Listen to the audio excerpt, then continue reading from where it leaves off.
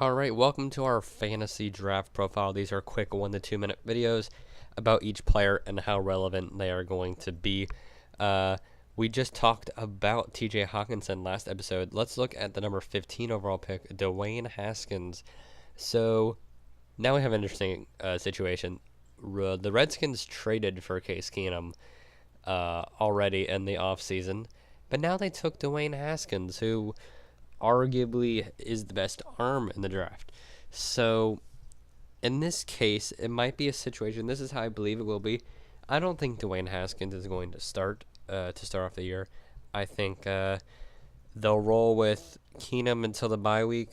Actually, I don't know when their bye week is, but say they roll with Keenum until like week 5 or 6, and then they go ahead and put Dwayne Haskins in. I think the over-under for Dwayne Haskins start is 10. I think, maybe he gets 11 or 12. Maybe he gets 8 or 9. I think it's somewhere around there. So the projections are the following. I'm looking it up here. He is my QB2. I still have him below Kyler Murray. But I have him for 2,500 yards. I feel like that's about right. If he's going to get 10 starts, that's about 250 yards a game.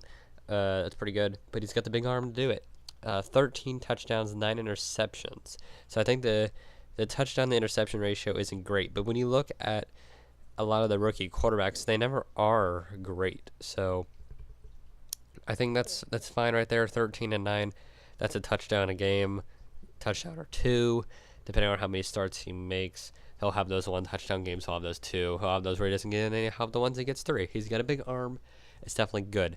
This year, I think if you're in a standard 10 or 12 team league, I think this year he stays on the waiver wire, but kind of like Lamar Jackson, maybe Josh Allen was in this year, I think you pick him up once he starts, and then you decide whether or not to start him. Once he starts, he is relevant. He'll be relevant in the standard game, but as for now, he's not. Until he does start. In a dynasty format, I would say you definitely, it's tough if you pick him in the first or second round, really depending. But once he does get going, dynasty is usually based over what I like to say is like a 3 or 4 year. You want a guy that's somewhat good this year, if you're talking about prospects who can be elite in 2 or 3 years. Is that Dwayne Haskins? I don't know. I feel like the team is going to have to supply him with good assets around him. They do have Darius Geis, which is good. So I think in dynasty formats he is good. Is he above Kyler Murray? I don't know. He's above Daniel Jones in my opinion. So that's how I feel about Dwayne. More to come on him though.